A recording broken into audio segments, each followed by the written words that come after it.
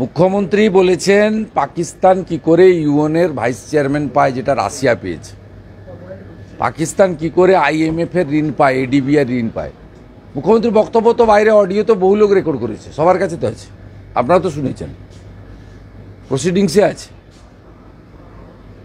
এটার মধ্য দিয়ে কি এসবের সঙ্গে ভারতীয় সেনাবাহিনীর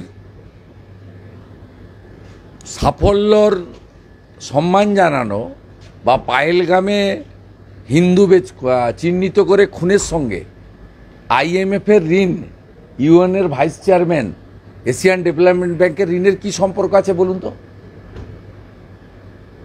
যে মুখ্যমন্ত্রী বলেন যে মোদিজি, অমিত শাহজি এরা ভোটের জন্য আবার পায়েলগাম করেছেন, ভোট এলেই একটা করে করেন, সেই মুখ্যমন্ত্রীকে ন্যাশনালিস্ট বলতে হবে নি? রাজ্যের মুখ্যমন্ত্রী মমতা বন্দ্যোপাধ্যায়ের নামে অবমাননাকর অসত্য অভিযোগ এবং বিরোধী দলনেতা শুভেন্দু অধিকারীর বিরুদ্ধে বিধানসভায় স্বাধিকার ভঙ্গের প্রস্তাব আনল তৃণমূল এবং তৃণমূলের তরফে 4 মন্ত্রী চন্দ্রিমা ভট্টাচার্য এবং শোভনদেব চট্টোপাধ্যায়, অরূপ বিশ্বাস, ইন্দ্রনীল সেন স্বাধিকার ভঙ্গের নোটিশ জমা দিয়েছেন স্পিকার বিমান বন্দ্যোপাধ্যায়ের কাছে। মুখ্যমন্ত্রী মমতা বন্দ্যোপাধ্যায়ের বিরুদ্ধে অবমাননাকর মন্তব্যের অভিযোগ বিরোধী দলনেতা শুভেন্দু অধিকারীর বিরুদ্ধে এবং বিধানসভায় স্বাধিকার ভঙ্গের প্রস্তাব আনল তৃণমূল।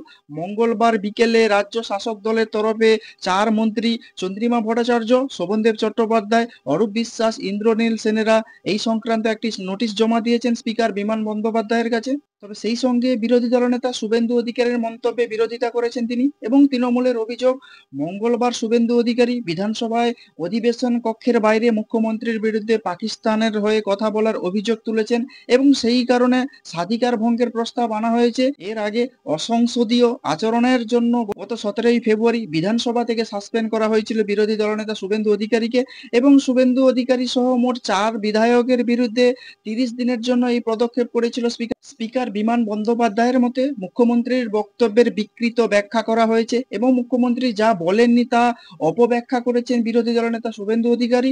মঙ্গলবার ভারতীয় সেনার পাক ভূখণ্ডে জঙ্গি দমন অভিযান ঘিরে মুখ্যমন্ত্রী এবং বিরোধী দলনেতার উপস্থিতিতেই বিধানসভায় প্রবল তরজা হয় তৃণমূল এবং বিজেপি বিধায়কদের মধ্যে এবং বিজেপি বিধায়করা প্রশ্ন তোলেন, অপারেশন সিন্দুরের প্রেক্ষিতে সেনাবাহিনীকে শ্রদ্ধা জ্ঞাপন করা হচ্ছে বিধানসভায়, কিন্তু সেই প্রস্তাবে কেন সিন্দুরের নাম রাখা হলো না? প্রধানমন্ত্রী নরেন্দ্র মোদীর কৃতিত্বকে খাটো করতে এই পদক্ষেপ করা হয়েছে বলে অভিযোগ করেন বিরোধী দলনেতা শুভেন্দু অধিকারী সহ বিজেপির বিধায়কেরা এবং শুভেন্দু অধিকারী টার্গেট কিলিং এবং অপারেশন সিন্দুর শব্দ প্রস্তাবে যুক্ত করার দাবি জানান।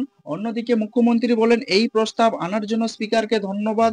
আমরা সন্ত্রাসবাদের সমর্থক নই, সন্ত্রাসবাদের কোনো ধর্ম নেই, বর্ণ নেই এবং পর্যটকদের উপরে যেভাবে অত্যাচার হয়েছে, খুন করা হয়েছে, তাদের জন্য শোকস্তব্ধ এবং তাদের পরিবারকে সমবেদনা জানাচ্ছেন তারা। আপনারা কি বলবেন এই বিষয়ে যে ভারতীয় সেনাবাহিনীকে শ্রদ্ধা জ্ঞাপন করা হচ্ছে বিধানসভার ভেতরে এবং সেখানে সিন্দুর নাম রাখা হলো না, সেই নিয়ে বিরোধীদের এবং শাসকের বিরুদ্ধে একটা চরম বাক বিতণ্ডা দেখা দিয়েছে এবং যেটা শুভেন্দু অধিকারী বিধানসভার বাইরে বেরিয়ে মুখ্যমন্ত্রীর বিরুদ্ধে যে মিথ্যা প্রচার করেছে বলে অভিযোগ এবং তার বিরুদ্ধে স্বাধিকার ভঙ্গের অভিযোগ তোলা হয়েছে এবং অভিযোগ করেছেন শাসক দলের 4 মন্ত্রী। আপনারা যদি এইসব বিষয়ে কোনো কিছু বলতে চান তাহলে অবশ্যই কমেন্টস বক্সে কমেন্টস করতে পারেন। আর নজর রাখুন চিন্তা টিভি।